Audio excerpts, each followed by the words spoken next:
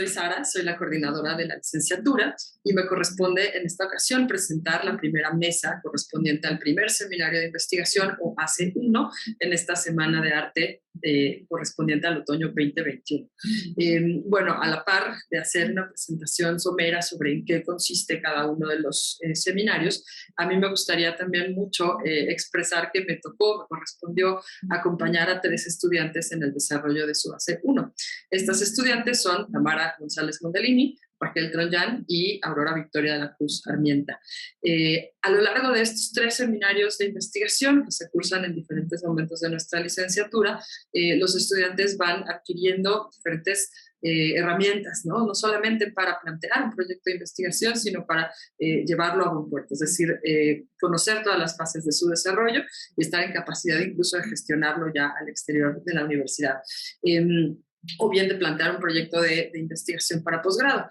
En el AC1, las habilidades que se busca desarrollar es justamente no el gusto por un tema de investigación, sino más bien ya el desarrollo, el planteamiento de un problema de investigación que eventualmente redunde en una contribución al ámbito disciplinar.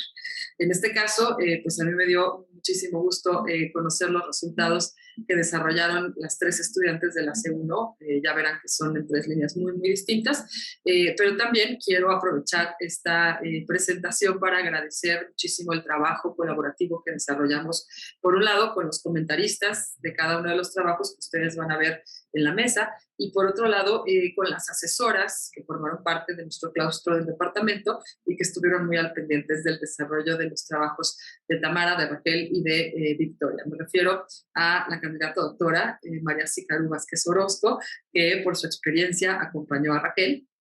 Me refiero también a la doctora Luisa Durán y Casaonda Torac, que acompañó a Victoria, y me refiero a la doctora Valeria Sánchez Michel, que trabajó muy de cerca con Tamara en el desarrollo de su investigación.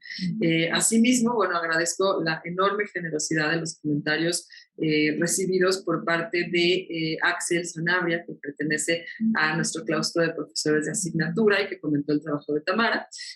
Agradezco mucho también el comentario desde la experiencia de Angélica Cortés Lezama, candidata a doctora en Historia y Teoría Crítica del Arte, también ya prácticamente egresada de nuestro departamento, y ella comentó el trabajo de Victoria, dada la, vamos a decir, similitud o la capacidad de ensamblaje, ¿no? Por un lado, de la experiencia de Angélica respecto de la oralidad, con la propuesta de Victoria, que ya verán que está muy interesante, desde una traducción de imagen a sonido. Y por último, agradezco muchísimo también el comentario del maestro Guillermo Treitzman. Él es profesor del Departamento de Comunicación de la Universidad Iberoamericana y él revisó y comentó el trabajo de Raquel. Así es que bueno, sin más, agradezco muchísimo esta oportunidad. Reconozco el trabajo y el esfuerzo de las alumnas, no solamente el compromiso, sino también tuvimos sesiones de pláticas muy ricas. Espero que esto haya sido interesante también para ellas y que haya redundado en su proceso de aprendizaje. Y sobre todo que, bueno, también hay que hacer notar que con estos comentarios y después de la experiencia de presentación de esta mesa, las alumnas van a tener mayores elementos para cerrar ya su trabajo de investigación en unas pocas semanas y concluir con el primer seminario. Muchas gracias Raquel, muchas gracias Tamara y muchas gracias Victoria por el aprendizaje que fue muy grande. Me gustó muchísimo acompañarlas y bueno, vamos con la primera mesa. Hola, soy Raquel Tronjan y mi trabajo se titula La danza como identidad, el ejemplo de los Rikudeyam. En el presente trabajo se analizará la relevancia de las danzas folclóricas israelíes en la configuración de la identidad judía. Se abordará su origen con la finalidad de identificar cómo se ha construido una tradición que ha perdurado en el tiempo. Se estudiará la relación entre el folclore israelí y el pueblo judío y la importancia de estas danzas al momento de la creación de una identidad comunitaria, enfatizando que estas danzas tienen el mismo impacto sin importar el lugar o la temporalidad en que se lleven a cabo.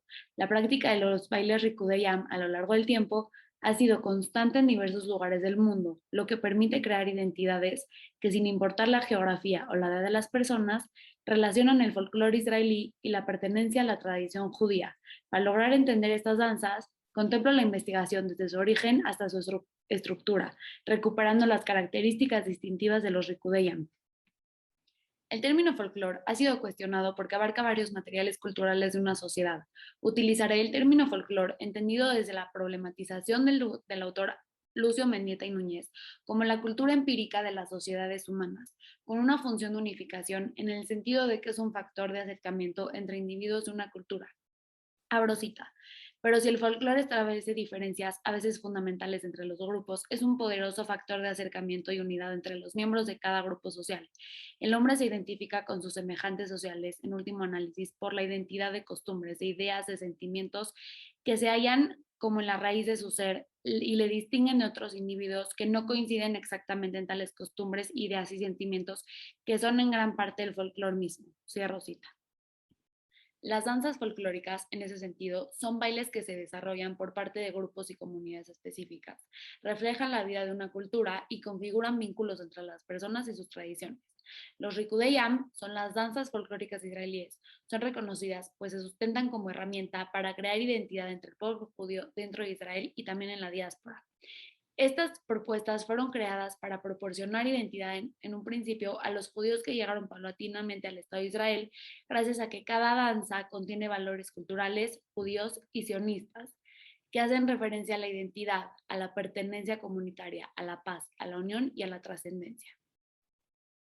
A diferencia de otras danzas folclóricas, los Rikudeyam, que del hebreo se traduce como danza del pueblo, se identifican por ser prácticas recientes y en constante creación, es decir, la producción continúa vigente hasta la actualidad. Los bailes nacieron con el objetivo de generar una cultura identitaria hebraica en Israel. Dina Rojinsky explica de qué manera se forma una tradición conglomerando otras danzas folclóricas. Abro cita traducida por mí. Las danzas folclóricas israelíes fueron creadas como un folclore moderno inventado que deriva de sentimientos profundos sionistas y toma como su influencia diferentes estilos de danza que existieron durante el mandato palestino de la época. Entre ellas se pueden rastrear danzas judías, danzas yemenitas, danzas hasídicas y bailes de toda Europa del Este, al igual que danzas folclóricas europeas no judías y danzas árabes palestinas.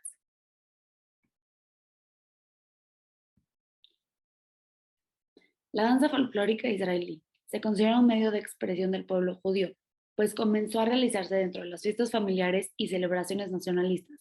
Estos bailes reflejaban la alegría, la convivencia y la vitalidad heredada de la comunidad judía. La creación de los Rikudeyam se vincula directamente con su contexto histórico, para lograr mayor entendimiento sobre su conformación, gracias a que varios grupos de migrantes llevaron consigo mismos a Palestina sus costumbres y dentro de ellas sus danzas folclóricas. Según Gabriela Vilensky y Paula Frienkel, hay 4 etapas históricas importantes para identificar la creación de estas danzas folclóricas, a saber, la primera es entre 1882 y 1923. En esta etapa se encuentran las primeras 3 inmigraciones al territorio, en ese entonces llamado Palestina, que se encontraba bajo el dominio del Imperio Otomano hasta el año 1920 y que pasó a ser parte del Imperio Británico. Estas migraciones en grandes olas, llamadas aliot, provinieron de distintas partes de Europa como Rumania, Rusia y Polonia a causa de persecuciones a los judíos. La primera alía surgió en 1882 por parte de judíos de Rusia, la segunda alía en 1904 y la tercera alía en 1919. Los inmigrantes llevaron consigo su cultura y como parte de ella sus danzas. Por ejemplo, el hora rumano, la polca, el cracovia, la circasiana del Cáucaso y el rondo, las cuales se danzaban en círculo y gracias a eso tenían un efecto de unión. La segunda etapa es entre 1924 y 1943.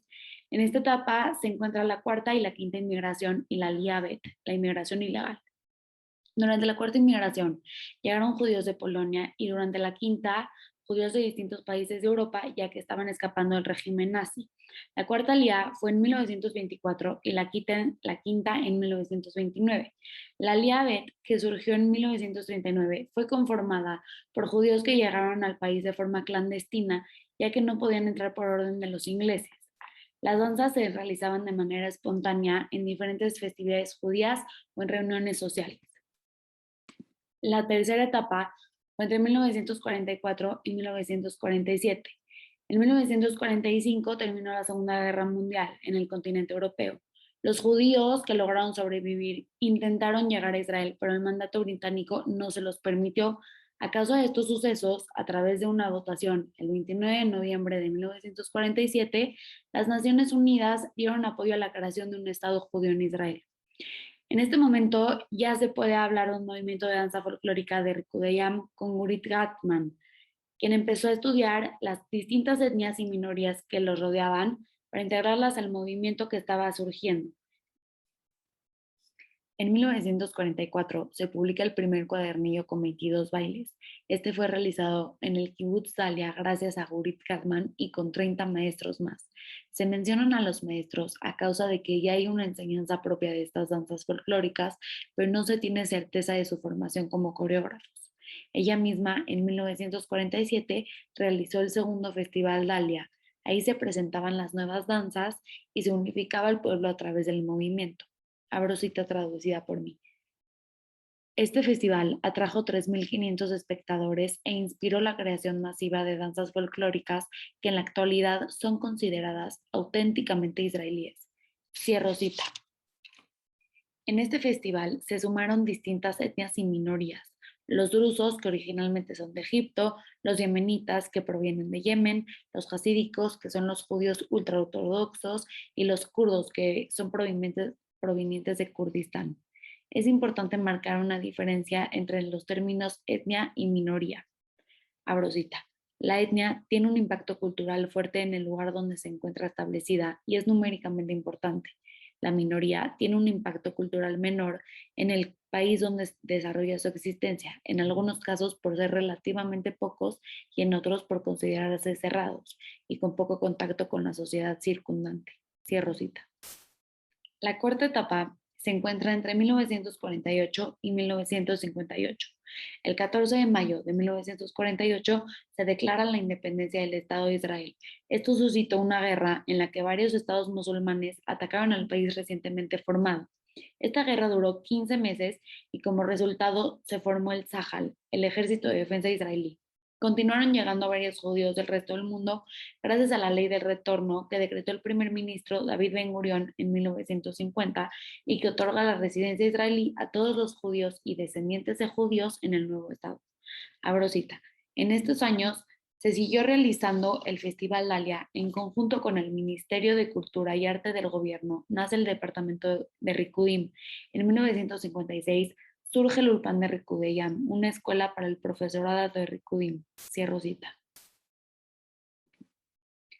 Es importante conocer estas 4 etapas para dar cuenta de cómo se fue armando el movimiento a la par del contexto histórico para crear una tradición inventada, como lo explica Eric Hobsbawm, el conjunto de costumbres que busca transmitir ideales, valores y normas por medio de la repetición, como son los Rikudeyam, es decir, una tradición construida que en el caso de los bailes folclóricos israelíes adaptaron tradiciones de otros lugares. La relación entre el folclore israelí y el pueblo judío se da al momento en que las temáticas y los valores que se representan en los Rikudeyam son de carácter judío, por ejemplo, festividades, hechos históricos y hechos bíblicos. Avigdor Lieberman, exministro de Defensa de Israel, explica de una manera simple por qué Israel se autodefine Estado para el pueblo judío y de esta manera entender que el folclore israelí le da identidad al pueblo judío. Abro cita. Israel es al pueblo judío lo que Francia es al pueblo francés, Irlanda a los irlandeses y Japón a los japoneses. Cada nación cuenta con el derecho de definir al Estado por sí misma, en la forma que elija, así como Egipto se autodefine como República Árabe de Egipto y Grecia como República Helénica, así también Israel se autodefine como Estado del pueblo judío. Cierro cita. Con todo lo anterior, las danzas folclóricas israelíes tienen relación con el pueblo judío, ya que sus temáticas versan sobre las tradiciones judaicas, ya sean fiestas del calendario hebreo, costumbres en festividades y también la gran mayoría de los bailes que son sobre el sionismo. Entonces, cuando hablamos de los Rikudeyam como danzas folclóricas israelíes, hay una relación con el pueblo judío por las temáticas de estos bailes, y los que vivimos en la diáspora tenemos un vínculo con Israel gracias a los Rikudeyam, como danzas formadoras de identidad, en el sentido de que es un proceso de construcción que es constante y es creador de relaciones al momento de pertenecer, en este caso a la comunidad judía. No hay una investigación vigente sobre las características de los Rikudeyam, entonces propongo una metodología donde abarco quiénes hacen estas danzas, la relación entre la música y los movimientos coreográficos y si estas danzas cambian dependiendo del lugar donde se practiquen. Para lograr esto me basaré más que nada en la experiencia propia.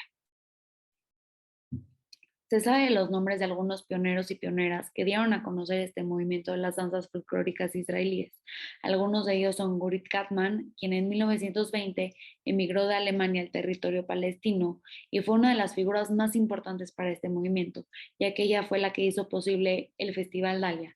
Otro pionero fue Baruch Hagadati, ya que se considera que él hizo la primera danza folclórica israelí llamada Ora Gadati, creada en 1924. Rina Nikova fue pionera que en 1933 fundó una escuela de ballet bíblico que estaba basada en el folclore yemenita. Yankele Levy, Jonathan Carmón, Rivka Sturman y Lea Bergstein son otros nombres reconocidos por sus logros al hacer que el movimiento de los Rikudeyam sea como lo conocemos ahora, gracias a sus coreografías y legados que nos dejaron. Lo que podemos observar que tienen en común todos estos grandes personajes son dos aspectos: la cultura judía y la ideología del sionismo. Ambos aspectos son recurrentes en el gran repertorio que tenemos de los Rikudeyam. Con todo lo anterior, se puede afirmar que cualquier persona judía que tenga estos dos aspectos en su ideología e identidad puede hacer un Rikud, un baile que se integra a todo este repertorio porque esta tradición sigue creciendo y pasando a través de las generaciones.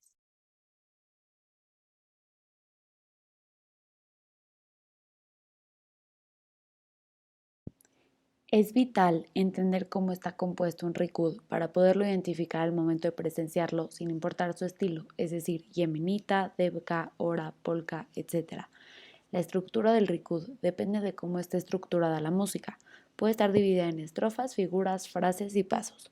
Al dividir la música le corresponderá una parte coreográfica a cada parte de la música. Por ejemplo, cada vez que suene el coro de la música, se baila la misma secuencia coreográfica. De esta manera hay una sincronía entre la música y los movimientos. Que haya esta fórmula en estas danzas permite que sea de alguna manera más fácil para las personas integrarse a un Rikud. Es importante mencionar que otro de los objetivos de los Rikudeyam es hacer sentir unión, que la persona que esté bailando sienta que es perteneciente a una cultura, a una comunidad, a un movimiento, y es por lo anterior que la gran mayoría de estas danzas se realizan formando un círculo en donde hay integrantes. De esta manera, desde la formación de la danza ya se están transmitiendo ciertos valores.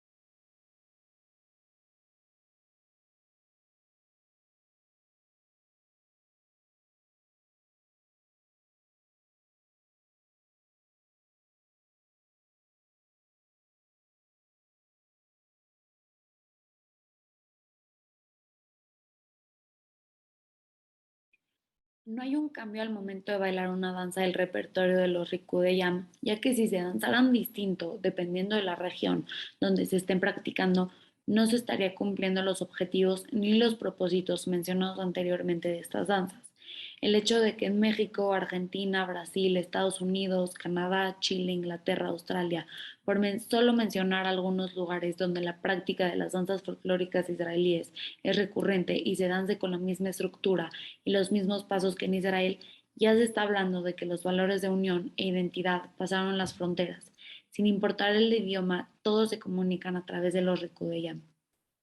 Hoy en día es gracias a todas las plataformas y redes sociales que podemos tener más conexión a nivel mundial y esto ha logrado que llegue a más personas y se enseñen en la comunidad dancística. Antes de la era del Internet se formaban las Arkadot, un encuentro de personas de diferentes edades para bailar el repertorio de los Rikudeyam. con el fin de enseñar las nuevas danzas que se integraron al repertorio. De esta manera, diferentes líderes del movimiento dancístico de distintos lugares se reunían para aprender de los nuevos bailes y llevarlos a sus países para ahí enseñarlos. Aún cada viernes podemos encontrar en las playas de Israel Arcadot, en donde distintas personas de diferentes edades bailan y se sigue viviendo una cultura dancística. Desde el origen de los Rikudeyam se percibe la necesidad de crear identidad y pasarla más allá de las fronteras de Israel, para que también los judíos de la diáspora tengan la experiencia de bailar el repertorio y seguir construyendo identidades para que no se pierda en la historia esta tradición tan significativa que se ha ido formando a través de los años. Es una tradición moderna, creada a partir de tradiciones antiguas que nos une a nuestras raíces y a una cultura que ha trascendido durante varios años. Es fundamental seguirla nutriendo con nuevos pasos de baile y nueva música que de igual manera nos vinculen con el judaísmo y el momento histórico que como comunidad judía estemos viviendo.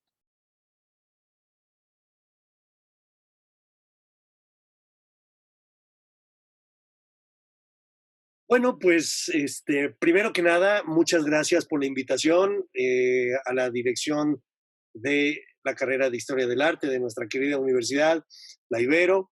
Muchas gracias a la alumna Raquel Tronyan por hacerme esta invitación y por involucrarme en esto que es algo muy importante para ella, pero también para difundir lo que es la cultura y la danza israelí o la danza judía. Primero que nada, a mí me parece que la definición del proyecto, la comprensión de lo que hizo la alumna, me parece bastante clara. La persona que lea la tesina que hizo Raquel eh, va a comprender de una manera muy general lo que es la danza israelí y sobre todo cómo comenzó y sobre todo cómo entender estas inmigraciones a la tierra de Israel, incluso antes de ser Estado, pues influyeron para crear este movimiento. Y no solo un movimiento en Israel, sino a nivel mundial. Lo segundo es que creo que la manera en cómo lo comunica la alumna me parece muy acertada. Siento muy dividido, muy bien dividido el trabajo y, y, la verdad es que me parece muy claro, pero lo comunica muy bien, sin pretensiones, sin un lenguaje también pretencioso, al contrario, con un lenguaje muy amigable. Me gusta que está lleno de citas, no solo de libros de la danza israelí, sino también de otros textos, y eso me encanta. Y también me gusta cómo al final la alumna da su voz. Creo que lo hace muy bien, no solo me gusta, me encantó cómo ella al final del proyecto da su punto de vista y se atreve a dar como una experiencia propia lo que ella piensa y lo que ella ha experimentado. Por lo tanto, cualquier persona que lea el proyecto, eh, pues va a darse mucha idea de lo que es la creación o cómo se crearon las danzas israelíes en la tierra de Israel y previo, insisto, a la creación del Estado. Eso me encanta, eso me parece muy bien. Se va a entender claramente que hay varias inmigraciones, a varias etapas de inmigración a, eh, a Israel y cómo estas inmigraciones influenciaron en los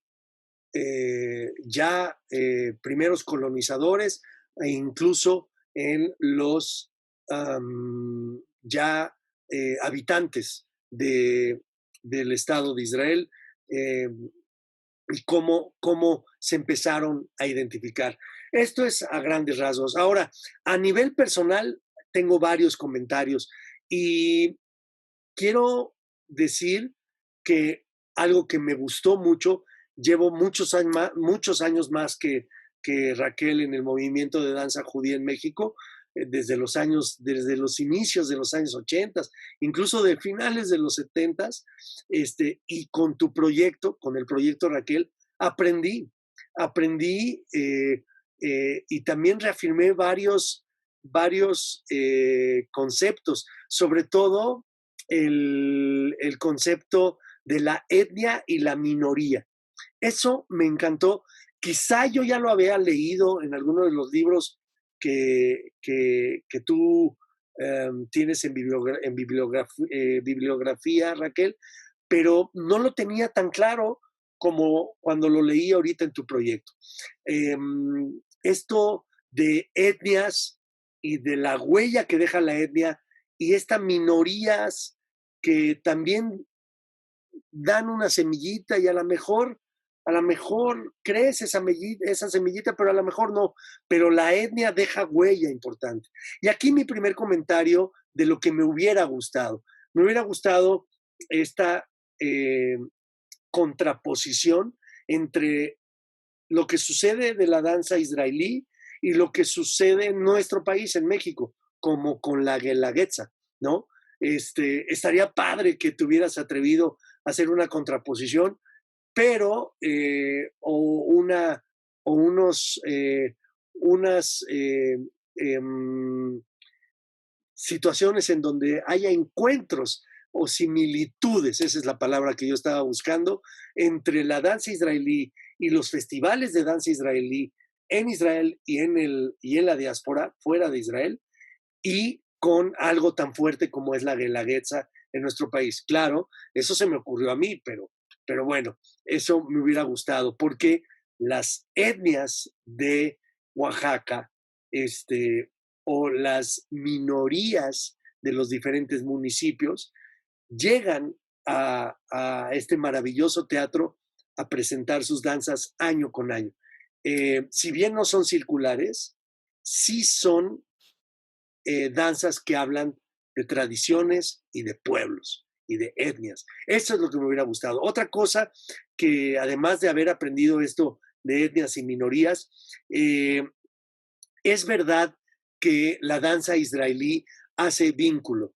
Algo interesante que les quiero comentar es que hay muchas personas que se identifican con su religión, no solo la judía, de diferentes maneras. A lo mejor una persona católica, pues trae un crucifijo, ¿no? Y con eso es más que suficiente para sentirse católico. Y creo que es muy válido. Y así con todas las religiones. En mi experiencia personal, y estoy seguro que Raquel experimenta un poco lo mismo, yo me siento judío con las danzas israelíes, no yendo a rezar diario al templo o a la sinagoga, no haciendo el Shabbat de forma ortodoxa, pero sí bailando danzas israelíes y bailando danza judía en México.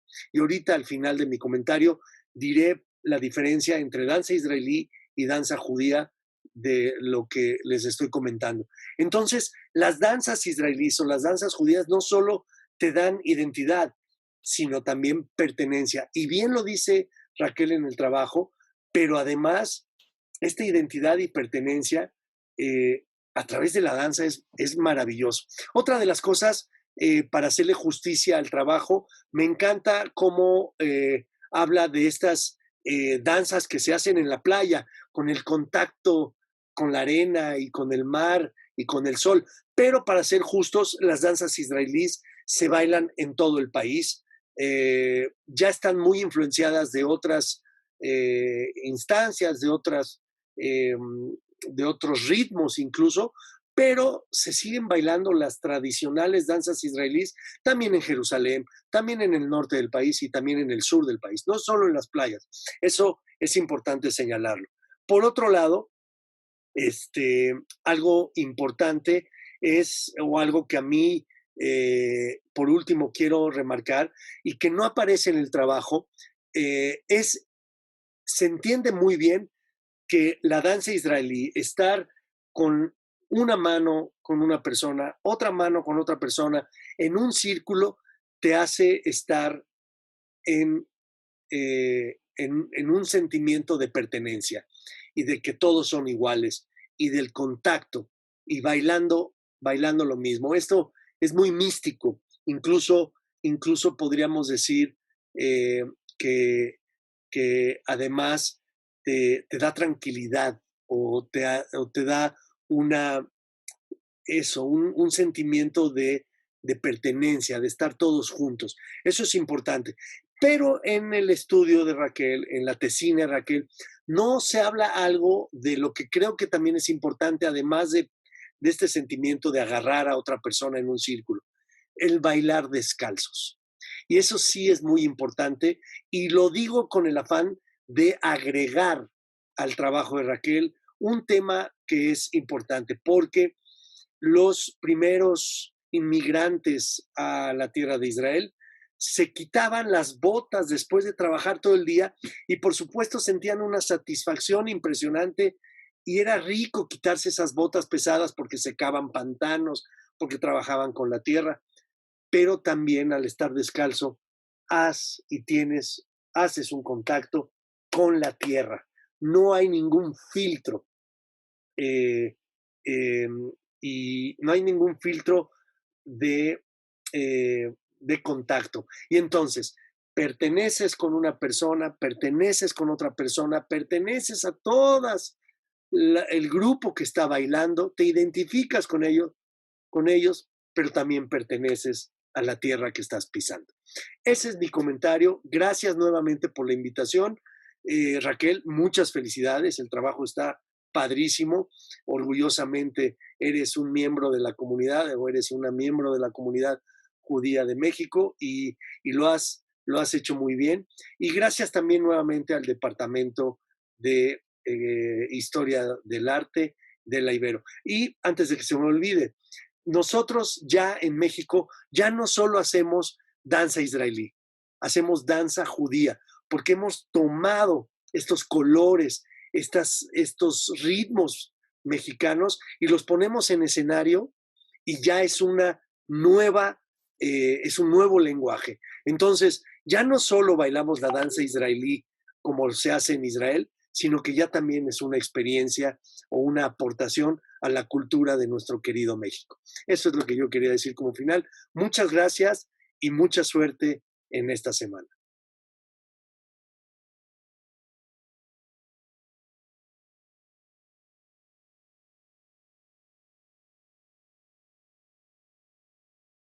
Mi trabajo se titula Alternativa sonora para la percepción del arte pictórico y consistió en la creación de una herramienta digital que tradujera los colores a sonidos. Esto con el objetivo de crear una alternativa para las personas con discapacidad visual. Para este trabajo se hizo una serie de encuestas a personas con discapacidad visual, en la que la mayoría señaló que les interesa el arte, pero consideran que en los museos no existen suficientes alternativas para ellos, para tener acceso a las obras de arte pictóricas. Entonces, este trabajo surge a partir de este interés por generar una alternativa, además de generar discursos no narrativos del arte pictórico.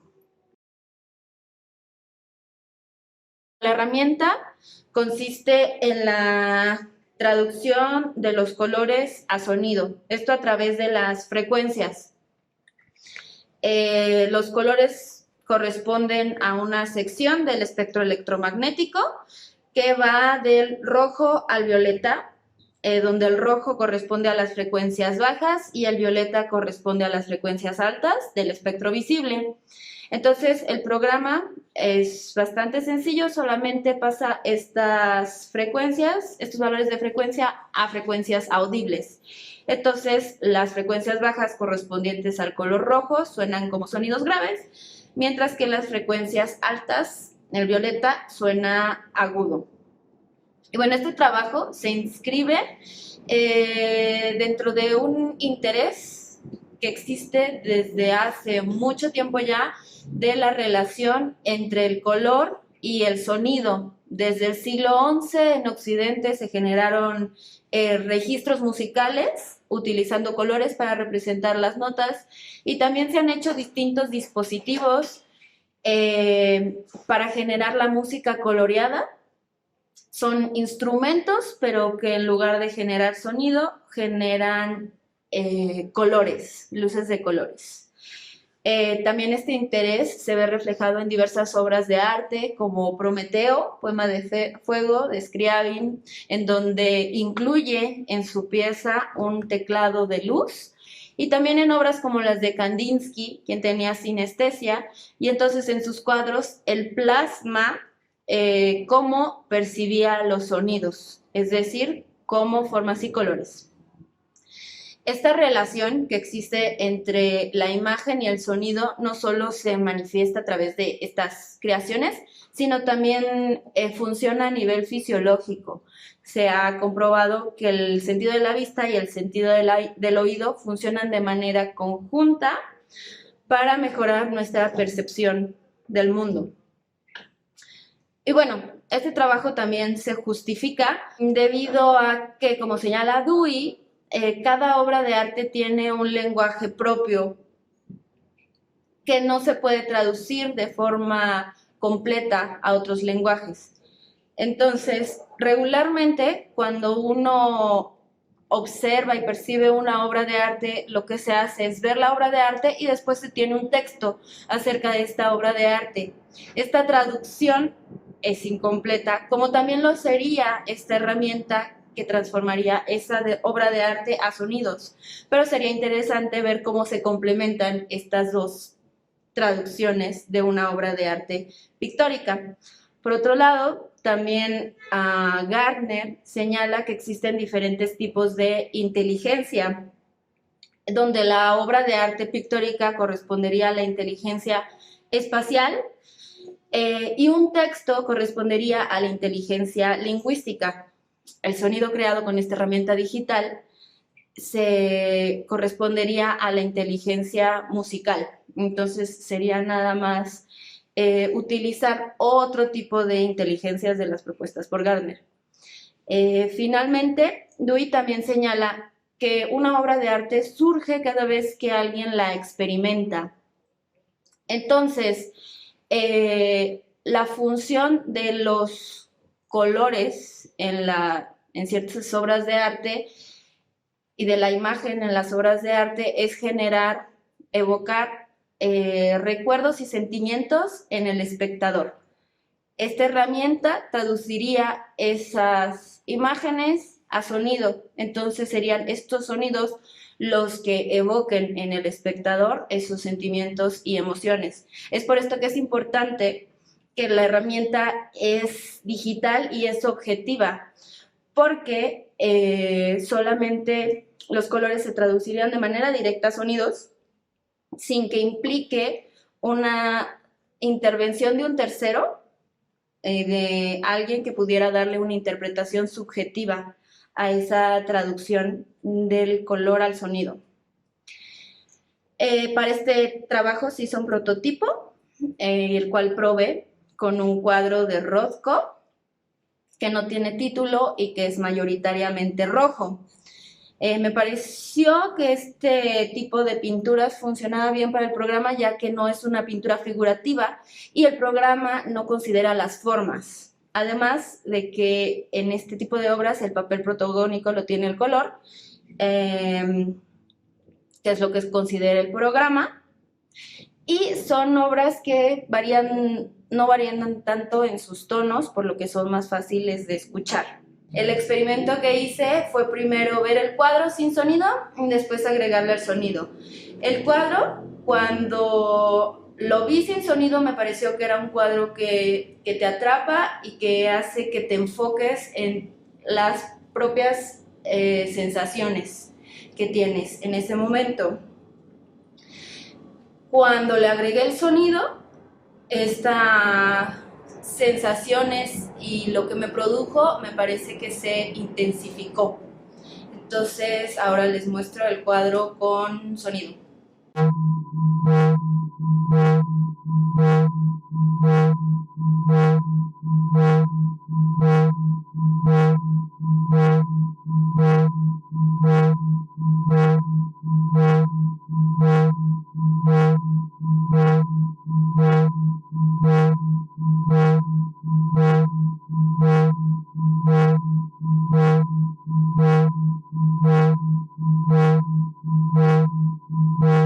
también para que puedan observar esto que les mencionaba más atrás sobre que los rojos corresponden a los sonidos graves y los violetas a los sonidos agudos, también lo probé en un cuadro mayoritariamente de color azul, también de Rothko, en el que el azul es más cercano al violeta, por lo tanto suena más agudo. Entonces este es el cuadro.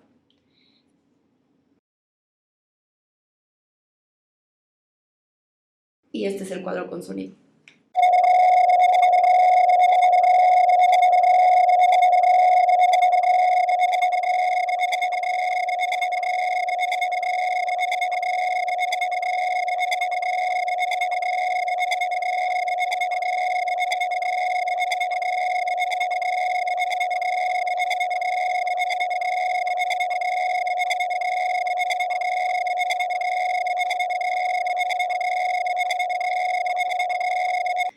Y bueno, como conclusiones de este trabajo, creo que esta herramienta sí genera la posibilidad de crear conocimiento no narrativo de la experiencia, además de que con esta generación de este tipo de conocimiento se puede complementar la narrativa que existe del arte pictórico. Además de que con esta herramienta se permite una percepción más diversa de las obras de arte, considerando que pues, la percepción que tienen las personas es distinta, entonces no solamente se pueden hacer, como ya mencionaba, este tipo de traducciones a la narración, sino también al sonido, considerando que existen otro tipo de inteligencias. También es importante señalar la relación objetiva que existe en este programa del color y el sonido, lo que hace que no exista la intervención de un tercero. Por lo tanto, no es lo mismo que alguien vea un cuadro y escriba una pieza musical al respecto, a que sea solo una operación matemática, con lo que ya no habría como una interpretación de alguien más. De trabajo a futuro, el programa se tiene que seguir mejorando para quitar ciertos artefactos en el sonido.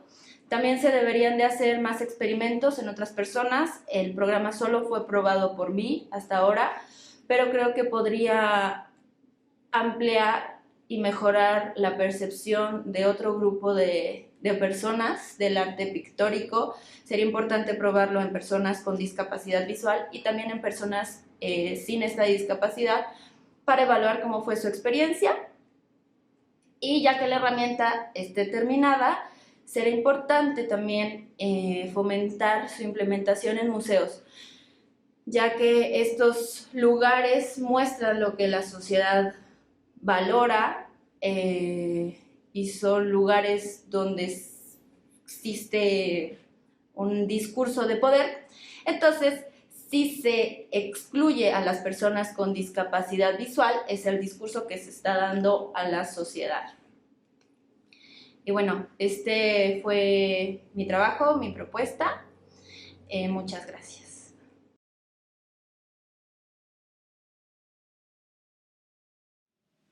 Hola, este es mi comentario para el tema de investigación Alternativa sonora para la percepción del arte pictórico de Aurora Victoria de la Cruz Armienta. Muchas gracias por invitarme a ser tu lectora.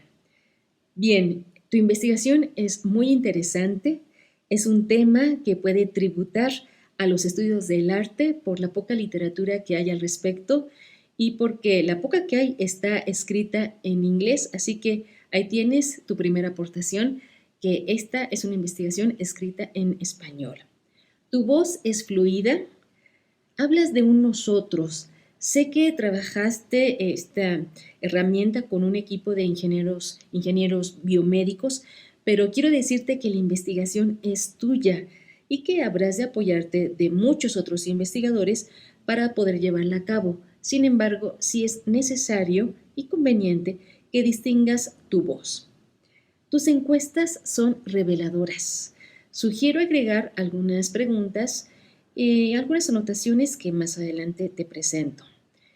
Se evidencia una estructura clara en tu documento y asimismo estás dando un paso adelante al reconocer que esta herramienta que propones es un complemento para la experiencia. Sería generoso para tu lector que anotes las citas, por ejemplo, a conceptos que son básicos, angulares en tu trabajo, como este que manejas de música coloreada, y si este concepto dialoga con otras acepciones. Tu escritura da cuenta de la comprensión del tema. Sin embargo, anotaría que reformules oraciones como por ejemplo esta, cito: las referencias visuales creadas por el intérprete en la música modifican la percepción en el receptor. Cierro cita. No sé bien si te refieres a imágenes sonoras que crea el receptor a partir de la música que ejecuta el intérprete. Aquí el intérprete no me da a mí referencias visuales. El intérprete me ofrece una música que da pauta para que yo recree imágenes sonoras, ¿sí? Entonces, habría solamente que ser como muy claro en estas formulaciones. Asimismo, sugiero que distingas al sistema visual del sentido de la vista, de igual manera con el sentido del oído. Esto te va a permitir que delimitar ese trazo que viene desde la neurología, pero también distinguirlo del enfoque que viene desde lo sensorio. Es un tema que demanda largo aliento, ya lo viste tú, y que espero que lo continúes en tus siguientes semestres. Como así lo espero y lo deseo sinceramente, quisiera compartirte algunas observaciones y algunas notas que espero sirvan para orientar la traza de tu investigación.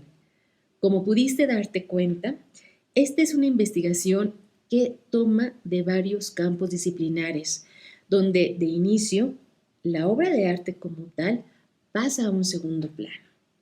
Me refiero a que antes de pensar en la obra de arte, hay que formar un entramado sólido desde la revisión de varias disciplinas, pues en tu tema es notorio el estado del arte de, por ejemplo, la física, la neurología, la comunicación, la ingeniería, el enfoque del giro aural, el enfoque del giro corporal, desde la antropología de los sentidos y del arte. Incluso no olvides o no omitas a las políticas públicas en torno a la inclusión, porque será en ese territorio donde incida tu investigación. Te animo a que niveles la balanza en tu investigación desde el alcance del fenómeno sonoro, pronunciando un poco más la aportación del sonido como vehículo de conocimiento. Si lo dejas que se vaya asomando cuando presentas los porcentajes de las preferencias de las personas con discapacidad visual sobre los recursos que se emplean para la comprensión de imágenes visuales de María Florencia Zaslavsky, en la cual los entrevistados señalan que prefieren la descripción de la imagen visual a través de la voz de otras personas. Ahí tú eres clarísima, Victoria, con tu consideración y mencionas: cabría preguntarse si esto pudiera deberse a la emoción transmitida a través de las palabras emitidas por otra persona. Ahí estás ya dando tu primera hipótesis.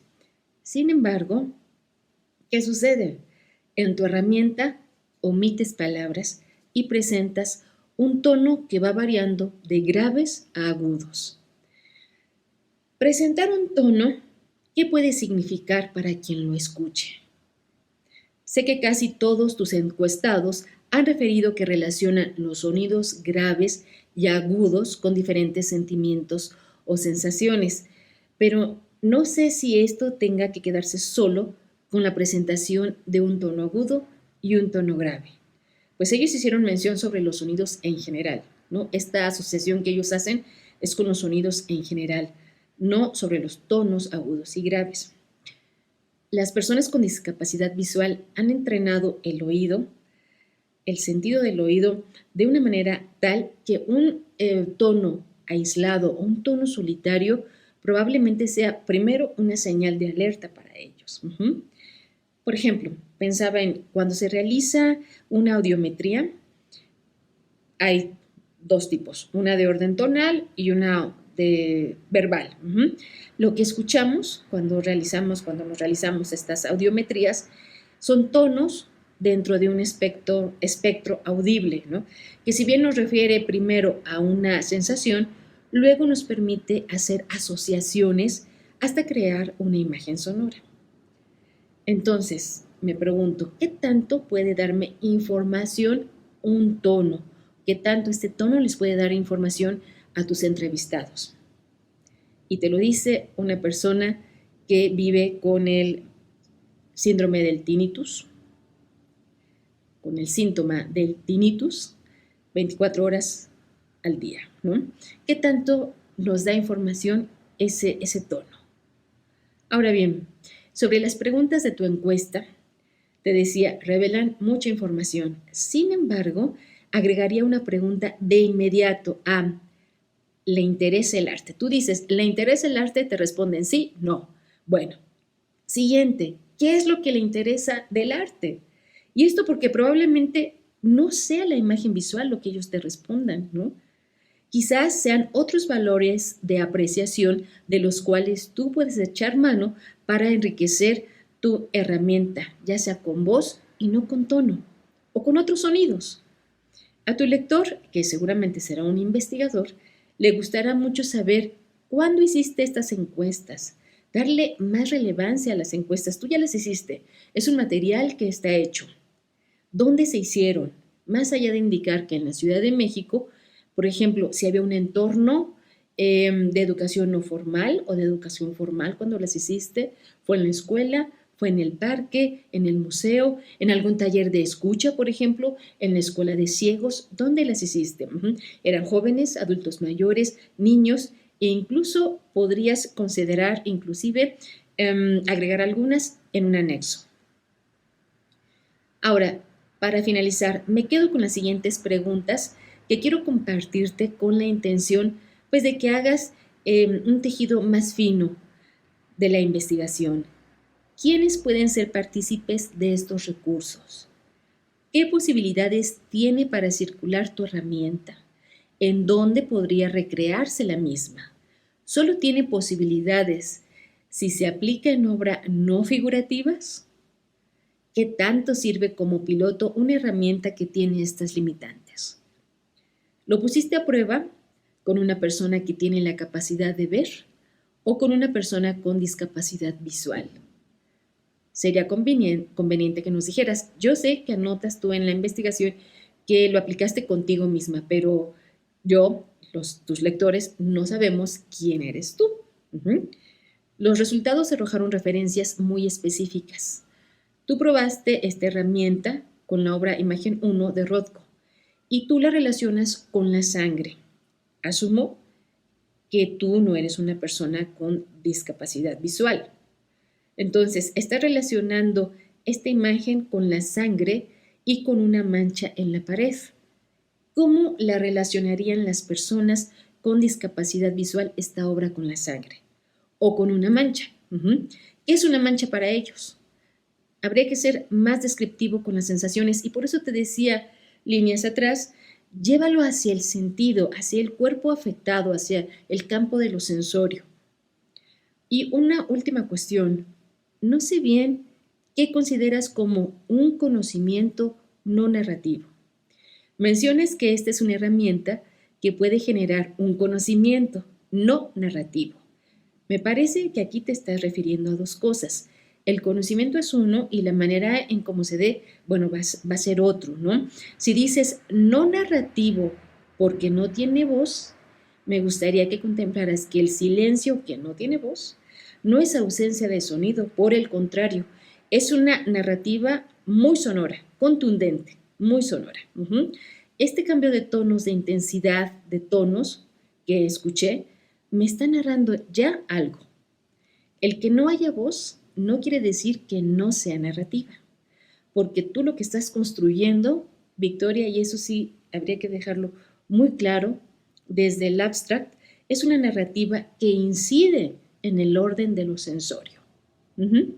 Considera todo esto porque así como lo has presentado, podría ajustarse con los comentarios, con estas observaciones, pero ya podría dirigirse como un anteproyecto para una investigación de posgrado. Así que felicidades.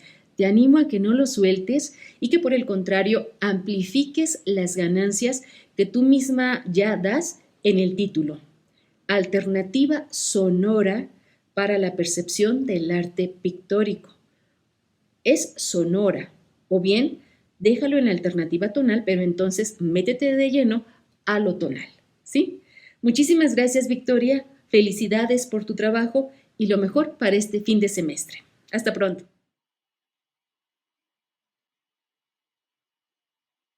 Hola, ¿qué tal? Yo soy Tamara González y yo les voy a presentar Atenea, mito vigente y arquetipo de la mujer masculina. Antes que nada, para poder hablar de lo actuales que son las características específicas de Atenea hoy, es esencial recordar primero por qué la mitología es relevante al hablar sobre los roles en una sociedad. Robert Graves resume el propósito de la mitología de forma breve y precisa. Abro cita. La primera es responder al tipo de preguntas incómodas que hacen los niños, como ¿quién hizo el mundo? ¿Cómo va a terminar? ¿Quién fue el primer hombre? ¿A dónde van las almas después de la muerte? La segunda función del mito es justificar un sistema social existente y dar cuenta de los ritos y costumbres tradicionales. Cierro cita. Como menciona Graves, y como aprendemos en la primaria, la mitología sirve primero para responder preguntas sobre fenómenos naturales como la muerte o la noche, al igual que para justificar un sistema social y sus tradiciones y costumbres. Este último propósito que tiene la mitología es el que me interesa para esta investigación, puesto que, gracias a su utilidad como justificación de sistemas sociales, el mito es atemporal. Hace ya mucho que no consideramos como verídico que el sol sale porque un dios aparece cada mañana en un carruaje tirado por caballos cargando una brillante bola de luz. Pero sí tiene un propósito de reflexión, así como lo dice Sócrates. Abro cita. Por consiguiente, yo dejo a un lado estas cuestiones y creyendo lo que creen los demás, medito, como acabo de decir, no sobre ellas, sino sobre mí mismo, para saber si soy un monstruo más complicado que Tifón o una criatura más dulce y sencilla, que goza naturalmente de una suerte feliz y modesta. Cierro cita. Considerando entonces que comprender los mitos significa también comprender mejor una categoría de nuestros contemporáneos, analizaré el mito de la diosa Atenea y cómo las cualidades que representa en la mitología remiten a comportamientos visibles en la actualidad. Para lograr mi cometido, propongo a Atenea como un arquetipo, como una figura representativa de ideales presentes en el inconsciente colectivo. Para esto tomo el término arquetipo propuesto por Carl Gustav Jung. Abro cita. Los arquetipos son formas de ideas eternamente heredadas que al principio no tienen ningún contenido específico. Su contenido específico solamente aparece en el curso de la vida del individuo, cuando la experiencia personal se establece precisamente en estas formas.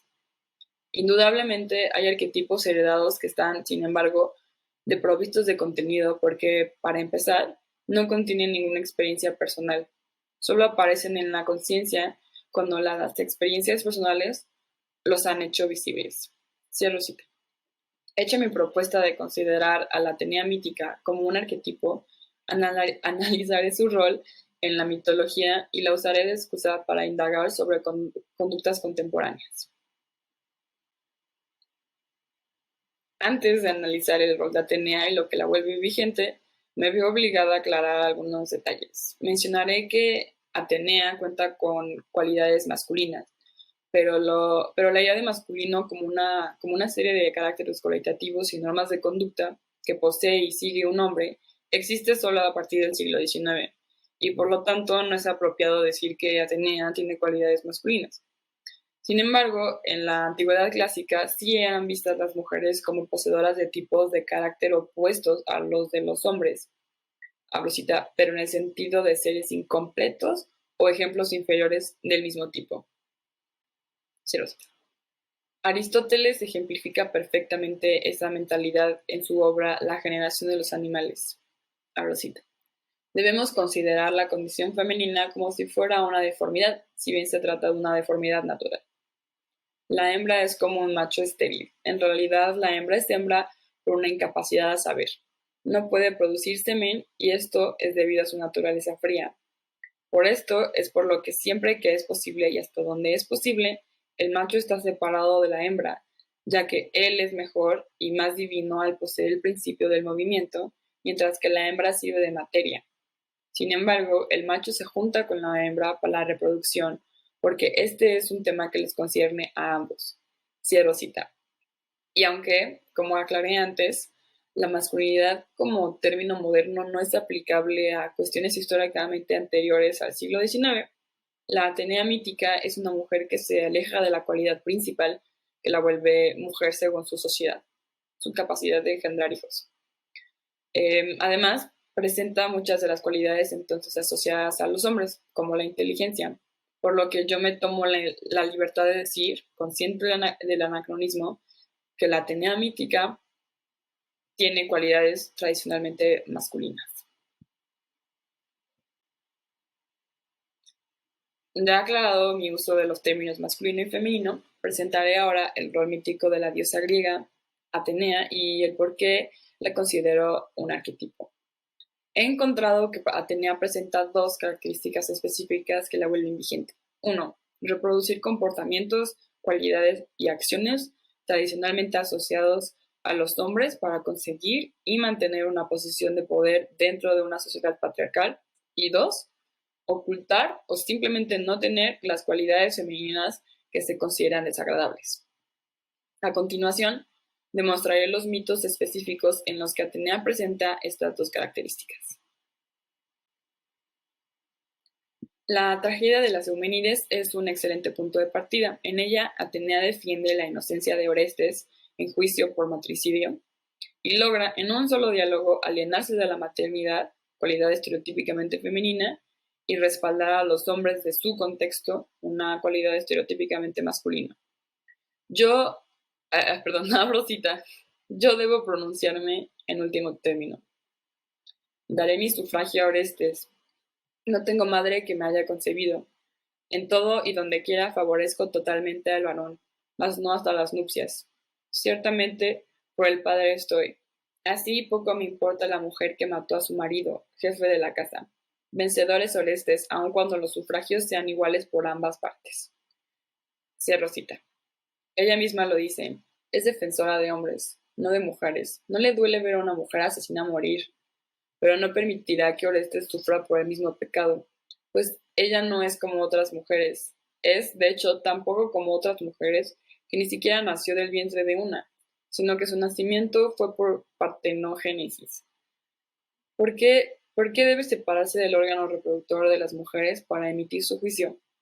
¿Será porque esto la volvería más femenina, más mujer, y así no podría mantener su posición de poder entre los hombres? Parte de la masculinidad incluye una necesidad de performatividad, aunque uno sea hombre cisgénero heterosexual. Y una de las características más atadas a la masculinidad es la hermandad, el famoso Bros Before Hoes.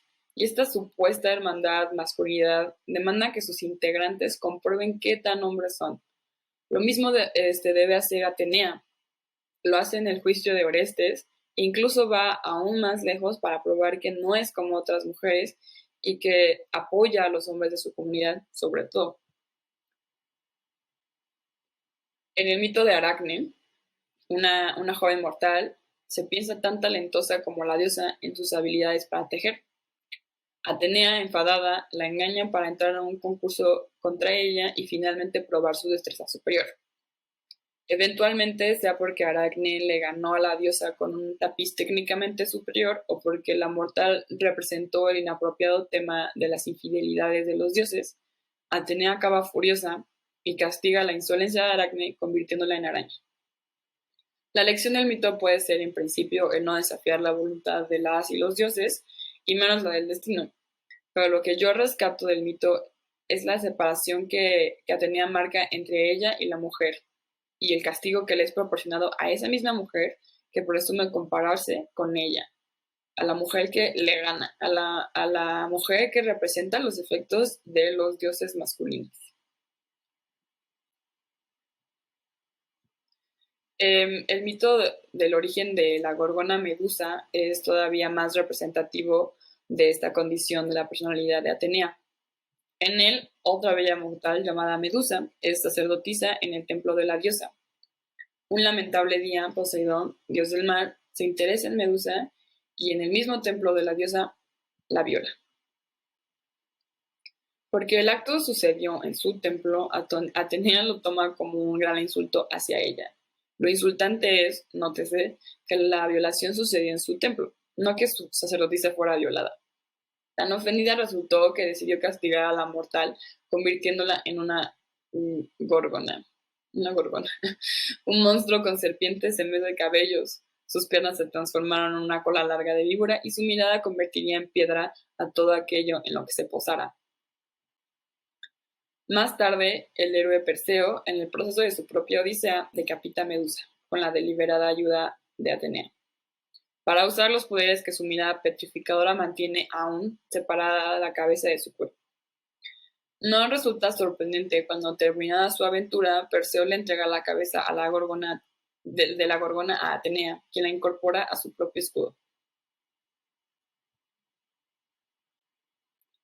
La aparición de Atenea en el mito de Perseo no es la única en la que se presenta como campeona de hombres, porque de mujeres definitivamente no lo es. Ulises es su héroe predilecto, favorito por su astucia e intelecto, y Atenea lo apoya y guía por gran parte de su vida y durante toda la epónima Odisea. Es esencial destacar que durante la Odisea, cuando Atenea ayuda directamente a Ulises, lo hace disfrazada de hombre. Atenea sabe que al presentarse a Ulises como hombre, le asegurará ser escuchada y que solo la voz de un hombre demanda atención. Y es que la voz, literalmente, de la mujer es algo que provoca risa o dolor de cabeza, no respeto. En la comedia de Aristófanes, Lisístrata, varias mujeres inician a demandar paz después de mucho sufrir por las guerras entre polis. Lisístrata es la guiadora, pero sus demandas son ignoradas rotundamente hasta que decide comenzar una huelga sexual. Es entonces cuando los hombres finalmente acceden a negociar por la paz. Lo que hace de esta obra una comedia es, 1, las mujeres ganan, porque es una especie de mundo al revés, y 2, que las mujeres se unen para demandar ser escuchadas. Lo gracioso es la voz de las mujeres y que al final, aunque ganan, no es gracias a sus voces chillonas, es gracias a la objetualización de sus cuerpos. El que en la Odisea Atenea se presente por primera vez ante Ulises como un joven bello demuestra cómo solo la voz masculina es digna de atención, pues si hubiera aparecido como mujer, Ulises probablemente no lo hubiera obedecido o siquiera escuchado. Atenea queda en un limbo curioso en cuestiones de roles de género, debido a que no se presenta femenina en sus acciones o incluso en su vestimenta, pero sí es introducida en la mitología como mujer, o por lo menos como una diosa femenina y virginal. Sobre todo porque no exentan a Atenea de las cualidades más valoradas como atributos de feminidad, como lo son la virginidad, el servicio al hombre e incluso tejer. Atenea es entonces una diosa femenina y masculina en sus cualidades, beneficiándose de ambas. El arquetipo de Atenea, como todos los arquetipos, se adapta a las cambiantes concepciones de masculinidad y feminidad que perduran en lugares y momentos dados, y por lo mismo los personajes que perpetúan el arquetipo actualmente demuestran las diversas masculinidades que existen o han existido. Para encontrar los personajes perpetuantes del arquetipo, me he basado en 3 videos de The Take, un canal de YouTube que explica los tropes o temas recurrentes en series, películas y cultura popular, y los intenta explicar. Trope es una imagen identificada universalmente, imbuida de varias capas de significado contextual que crea una nueva metáfora visual, cierro cita. El término es usado popularmente en Estados Unidos para referirse a elementos y convenciones cuya existencia un escritor puede esperar dentro de las mentes y expectativas de la audiencia. Cierro cita. Los tropes no son clichés ni estereotipos, son herramientas narrativas. Y como el uso del término trope, como lo usan en Estados Unidos, no tiene exactamente el mismo significado que en su traducción al español, tropo, continuaré haciendo mención del término en inglés. Para mi investigación me basé en los tropes de Cool Girl, Independent Woman y el de Tomboy, ya que los tres tropes hablan de mujeres que cumplen con las características del arquetipo de Atenea. Actualmente, por ejemplo, Gillian Flynn, la autora de Gone Girl, le puso un nombre a un tipo de mujer que intenta asimilarse a los hombres a través de la adopción de características masculinas, las llamadas Cool Girls. Abro cita. Los hombres siempre usan la expresión chica cool como un halago. Ella es una chica cool. Ser una chica cool significa que son una sexy, brillante y divertida mujer que adora el fútbol, el póker, los chistes subidos de tono y los eructos.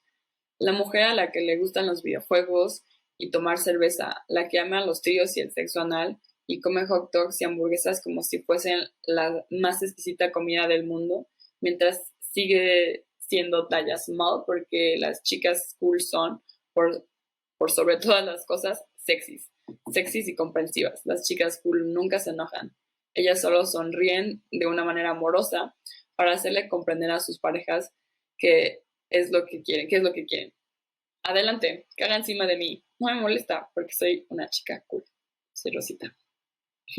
La cool girl aplica la estrategia Atenea, pero para un fin distinto. Lograr el interés romántico de un hombre, pero de igual manera presenta las características principales del arquetipo de Atenea que mencioné antes. Gillian Flynn, autora de Gone Girl, se inspiró en la protagonista de la película There's Something About Mary de 1998 para este término, chica cool. Y si nos aventuramos en esa y en otras películas y series de finales de los 90 y principios de los 2000, el arquetipo lo podemos encontrar en muchos otros lugares.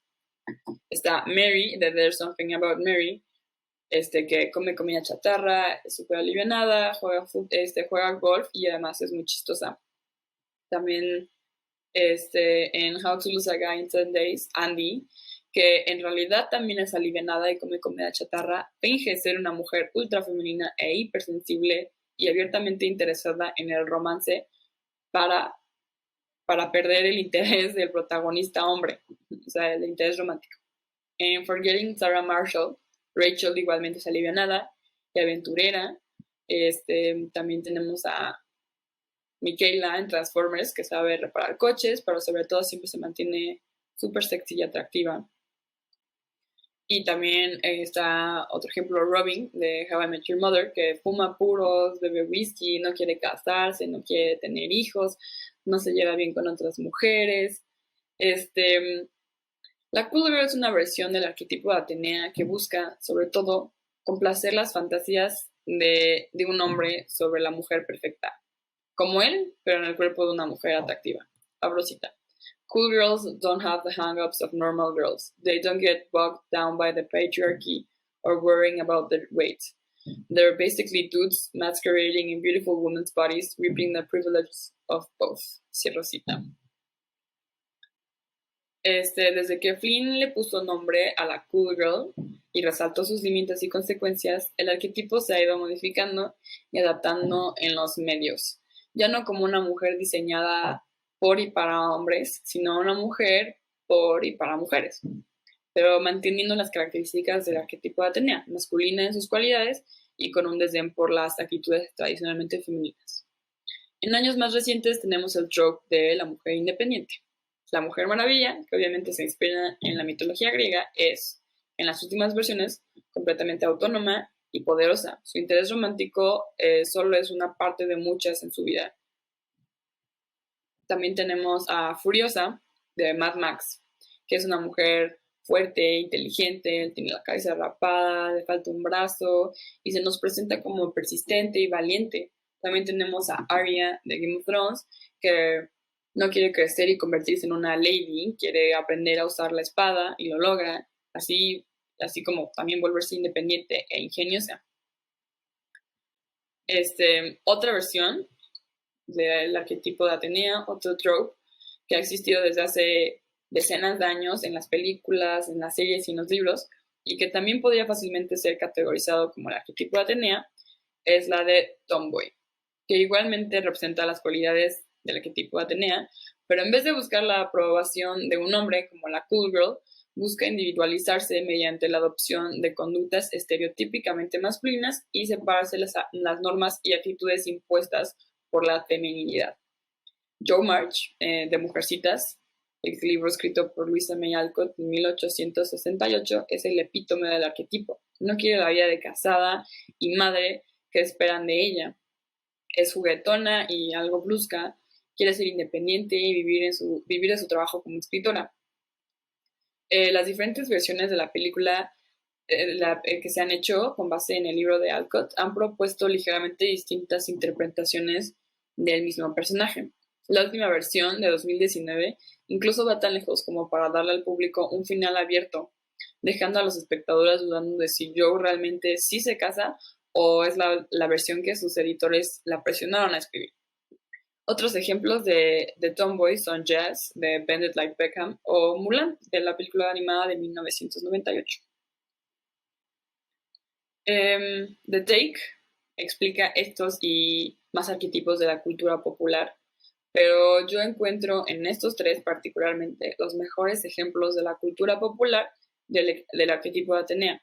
Y por eso les quito los títulos Tomboy, Cool Girl e Independent Woman y solamente les llamo así, arquetipo de Atenea. Cada personaje demuestra de menor o mayor manera las características de la diosa griega. Utilizan a su favor actitudes tradicionalmente masculinas para lograr diferentes objetivos en sus sociedades patriarcales y también para diferentes metas. Se separan de actitudes estereotípicamente femeninas. Al final, lo que todas las mujeres que uso de ejemplo buscan es ser consideradas una excepción de la feminidad o de las mujeres. Lo que vuelve vigente al mito de Atenea hoy es la continua búsqueda de ser una mujer independiente, capaz de elegir un camino que tal vez no es el tradicionalmente asociado con su género. Una búsqueda que, por el sistema patriarcal que ha perdurado, sigue siendo necesaria para muchas. Pero aunque el arquetipo de Atenea puede empoderar a mujeres a ocupar puestos de poder de cualquier tipo, lo logra según reglas establecidas por un patriarcado que valora la violencia y la dominación, mientras que encajona las características femeninas a contextos domésticos. Yo no creo que desear salir de la norma impuesta a las mujeres sea algo negativo en sí mismo. El problema es que cuando una elige perpetuar actitudes masculinas, parece demostrar que las características femeninas que están rechazando en el transcurso son inherentemente indeseables o inferiores. Sin embargo, ¿cómo no lo van a hacer? ¿Cómo no van a pensar así si todos los medios que consumimos y los libros que leemos perpetúan la idea de que todas las actitudes, características y cualidades femeninas son, en realidad, inferiores a las masculinas? Muchas gracias.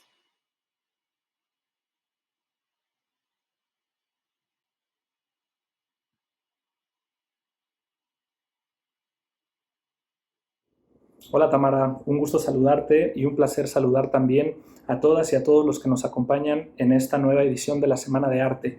En primer lugar, quisiera agradecer al Departamento de Arte por la oportunidad que me brindaron para hacer la lectura y el comentario de este texto y enseguida felicitar a Tamara, a sus compañeras y compañeros que en un día tan especial y tan importante nos están compartiendo sus avances y sus trayectorias de investigación.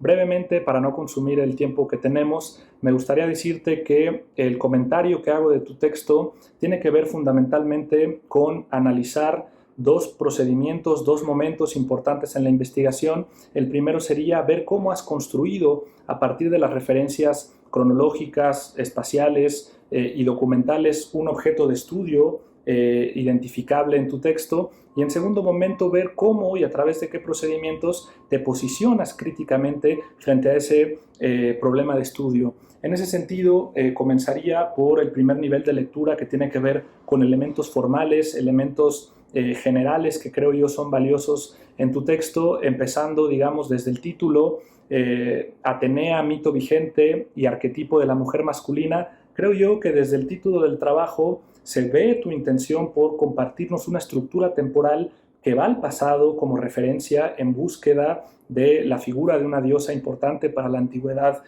arcaica, incluso la antigüedad clásica griega, pero que su verdadera intención del trabajo no es solo revisar el pasado, sino es articular en función de la vigencia del mito, como dice el título, la vinculación entre el presente y el pasado. Es decir, a partir de la estrategia de lectura del arquetipo de Atenea, estás enlazando el pasado como archivo de elementos mitológicos, de imágenes, culturales, etcétera, con el presente entendido como una genealogía que recupera todas estas ideas y que permite ver en el presente una serie de subjetividades y de identidades de lo femenino que nos has presentado de manera muy acertada en los minutos anteriores. En ese sentido, hablando del título, creo yo que esta estructura temporal que enlaza presente y pasado es el corazón, digamos, argumentativo de lo que nos quieres presentar. Y ahí la importancia del arquetipo como estructura sin tiempo o estructura atemporal que permite hacer estas vinculaciones entre presente y pasado. Entonces, desde el título, creo que hemos iniciado bien. Elementos que tienen que ver con la redacción, con la claridad de la exposición, está de sobra decir que están muy bien logrados. Lo que más destaco de esta parte, digamos, formal de tu trabajo es aquellos aspectos que tienen que ver sobre todo con cómo está organizada la exposición de las ideas, es decir, que no solamente es una reflexión larga, sino que has hecho una serie de subtemas o subtítulos, una serie de divisiones en el trabajo, que cada una está motivada por un contexto de observación histórica. Cada subtema o subtítulo tiene una pregunta y referencias para tratar de responderla tanto al contexto histórico como a los contextos documentales de tus fuentes. Y por último, y más importante todavía, que en cada apartado de tu trabajo hay detrás una motivación personal y una reflexión propia que trata de vincular todos estos elementos y unirlos en una reflexión original de tu parte. Entonces, por ahí el aspecto de forma, creo yo, está muy bien conseguido.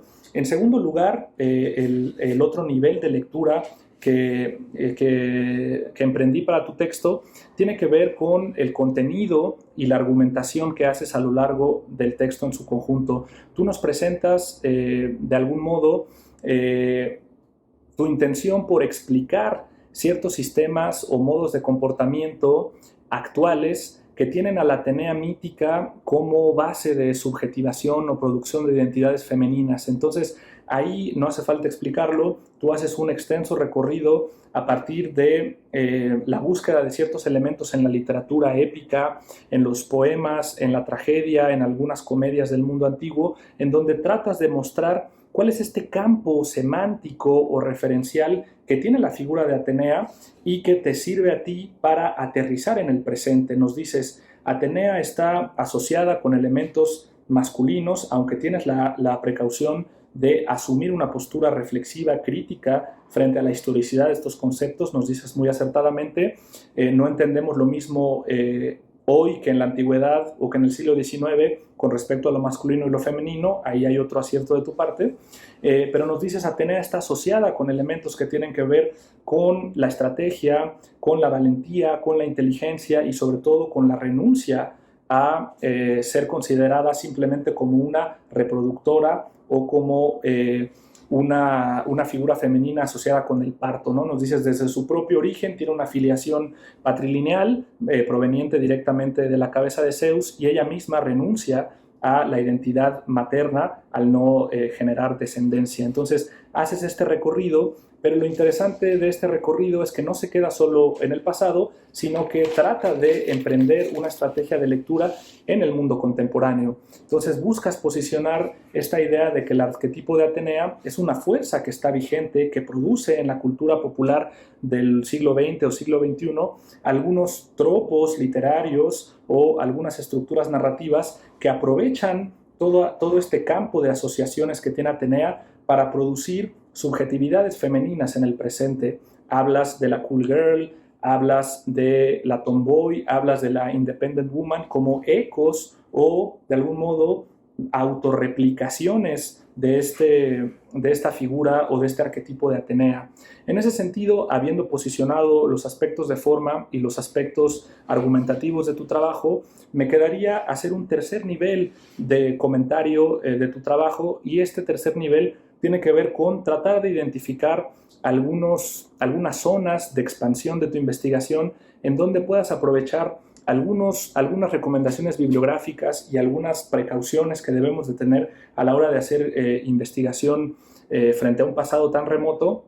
Y tiene que ver, en primer lugar, y yo creo que es la más importante, a la hora de construir tu corpus de fuentes, a la hora de seleccionar, que sé que es un proceso que sigue en construcción, te recomendaría o te sugeriría que trataras de no equiparar o de no hacer equivalentes la figura o la condición tropológica de Atenea como figura literaria, de no equiparar este polo de Atenea con todo el contenido cultural, religioso, civilizatorio y político que revestía la figura de Atenea para el mundo antiguo. Es decir, si solo nos quedamos con la idea de que Atenea es una figura literaria que puede o no inspirar nuevas formas o nuevas subjetividades que tienen que ver solo con las cualidades que has desarrollado más arriba, y no hacemos ingresar en este campo todo el elemento religioso, civilizatorio y político, creo que se está perdiendo la mitad o una buena parte del campo de eficacia social que tiene la figura de Atenea y que está muy relacionada con estos aspectos. Entonces, en ese sentido, me gustaría recomendarte la lectura de los himnos homéricos publicados por Gredos, sobre todo el himno homérico 11 y el himno homérico 28, que están dedicados a Atenea.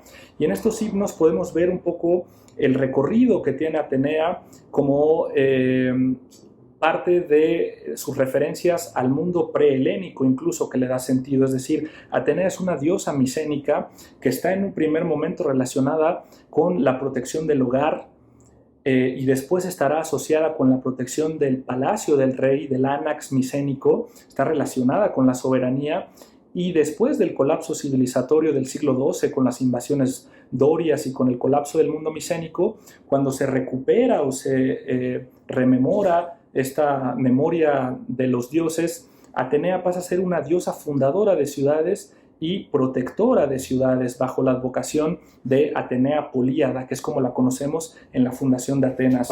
En ese sentido, las referencias o las reminiscencias con el mundo micénico siguen apareciendo en los poemas homéricos con esta especie de obsesión que tiene Atenea para proteger a Ulises. Hay que recordar que Ulises es una forma política de soberanía, es un basileus que recuerda mucho a este sentido de la relación con la soberanía que tenía Atenea en el mundo micénico. Es decir, el elemento político, el elemento civilizatorio de Atenea, creo que le daría un sentido más amplio a tu análisis si lo insertaras junto con los otros elementos que destacas. Entonces, otros elementos que forman parte de Atenea y que se pueden ver en los himnos homéricos es su protección o su patrocinio frente a las actividades manuales, frente a la artesanía, junto con Hefesto. Es la patrona de los artesanos y de los fabricantes de armas. Es la otra cara de la violencia y del furor bélico de Ares,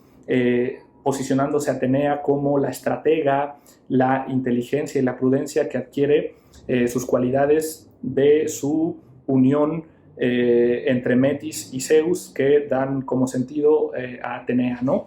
Entonces es muy interesante ingresar, como te decía, estos elementos civilizatorios políticos para expandir tus análisis sobre la figura de Atenea.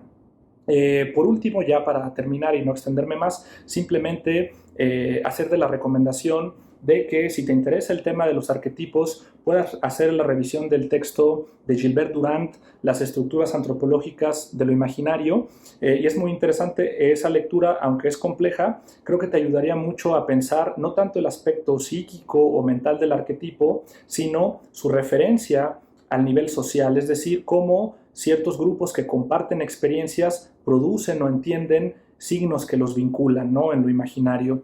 Por otro lado, recomendarte los trabajos que tienen que ver con la figura de los sentidos en la antigüedad clásica, porque tú te detienes un poco en pensar cómo Atenea se reviste de cualidades políticas, sobre todo en la voz, cómo se disfraza de hombre y cómo se hace ver ante los demás hombres en función de una voz masculina o de una estampa heroica, etc. Entonces, te recomiendo mucho los textos de Charles Sigal, El espectador y el oyente, los textos o los estudios de Hartog sobre el ojo y el oído y el espejo de Heródoto en general, el texto de Richard Sennett, Carne y Piedra, sobre todo los capítulos que le dedica a la voz del ciudadano y al papel que tiene el ágora como espacio arquitectónico dentro de Atenas y su referencia con la voz y los cuerpos masculinos. Y por último, el magnífico estudio de Marcel Detienne y Jean-Pierre Bernand sobre Metis en la antigüedad clásica. Tiene por título, me parece, Las artimañas de la inteligencia, la Metis en la Grecia antigua. Y con eso termino mi comentario, felicitándote nuevamente y pidiéndote que no abandones el tema y que nos sigas compartiendo en futuras ocasiones tus avances. Muchas gracias y hasta luego.